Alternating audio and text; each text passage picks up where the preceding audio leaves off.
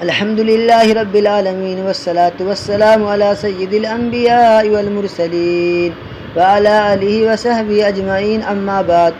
معزز ناظرین، آج ہم گفتگو کریں گے محرم مہینے کی فضیلت اور اس مہینے میں جو اہم واقعات پیش آئے ہیں۔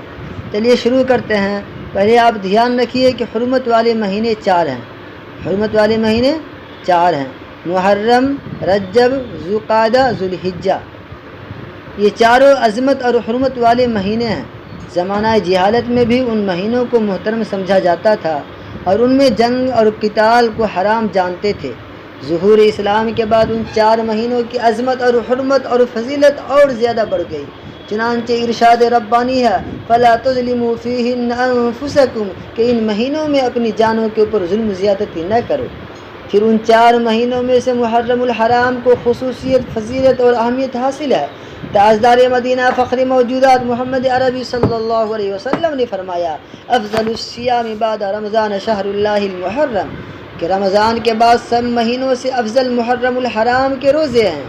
ایک دوسرے موقع پر ارشاد فرمایا من صام یوما من المحرم فلہ بکل یوم 30 یوما، یعنی ایام محرم میں سے، یعنی محرم کے دنوں میں سے ایک یوم کا روزہ دوسرے مہینوں کے 30 ایام کے برابر ہے۔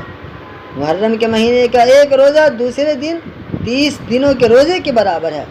حضرت عائشہ صدیقہ رضی اللہ عنہ سے مروی ہے کہ رمضان کے روزوں کی فرضیت سے پہلے عاشورہ کا روزہ نبی کریم صلی اللہ علیہ وسلم پر فرض تھا، لیکن رمضان کے روزوں کی فرضیت کے بعد ایک قوم کی توبہ قبول فرمائی اور دوسری قوم کی توبہ قبول فرمائے گا۔ اس ماہ میں اہم واقعات: حضرت آدم علیہ السلام نے بھول کر شجرہ ممنوعہ کا، یعنی جس درخت کا پھل کھانے کو اللہ نے منع کیا، اور جب وہ اپنی خطا پر تنبیہ ہوا تو کئی برس تک یہ دعا مانگتے رہے ربنا ظلمنا انفسنا وان لم تغفر لنا وترحمنا لنکونن من الخاسرین۔ یعنی مشہور واقعہ ہے کہ آدم علیہ السلام کو اللہ نے کہا اس فلاں درخت جنت میں اس کو نہ کھانا، اس کے پاس بھی نہ جانا، لیکن شیطان نے جب پہنچوا دیا، انہوں نے وہ پھل کھا لیا، تو جب ندامت اور شرمندگی ہوئی تو کئی برس تک ربنا ظلمنا انفسنا وان لم تغفر لنا وترحمنا لنکونن من الخاسرین دعا مانگتے رہے، اے پروردگار ہم نے اپنے اوپر ظلم کیا ہے، تو نے اگر ہم کو معاف نہ کیا اور ہم پر رحم نہ فرمایا تو یقیناً ہم خسارے میں رہ جائیں گے۔ چنانچہ قرآن کریم میں ہے کہ حق تعالیٰ شانہ نے حضرت آدم علیہ السلام کی توبہ قبول فرمائی فتاب علیہ انہ هو التواب الرحیم۔ جس دن آدم علیہ السلام کی توبہ قبول ہوئی وہ عاشورہ ہی کا دن تھا، یعنی 10 محرم کے دن تھا۔ دوسری جگہ واقعہ ملتے ہیں حضرت ادریس علیہ السلام کو اسی دن آسمانوں پر اٹھایا گیا۔ چنانچہ ارشاد خداوندی ہے وَاذْكُرْ فِي الْكِتَابِ إِدْرِيسَ إِنَّهُ كَانَ صِدِّيقًا نَبِيًّا وَرَفَعْنَاهُ مَكَانًا عَلِيًّا، کہ اے پیغمبر کتاب میں ادریس کا تذکرہ پڑھو، وہ سچے نبی تھے، ہم نے ان کو بہت اونچے مقام پر اٹھایا۔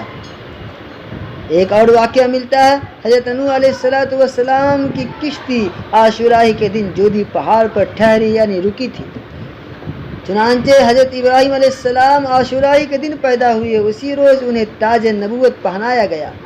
اسی دن حضرت ابراہیم علیہ السلام نے نمرود کے بتوں کو توڑا، پاش کیا، اور اس کی سزا میں آپ کو جس دن آگ میں ڈالا گیا وہ بھی عاشورہ کا دن تھا، اور عاشورہ کی برکت سے نار نمرود حضرت ابراہیم علیہ السلام کے لیے گلے گلزار بن گئی۔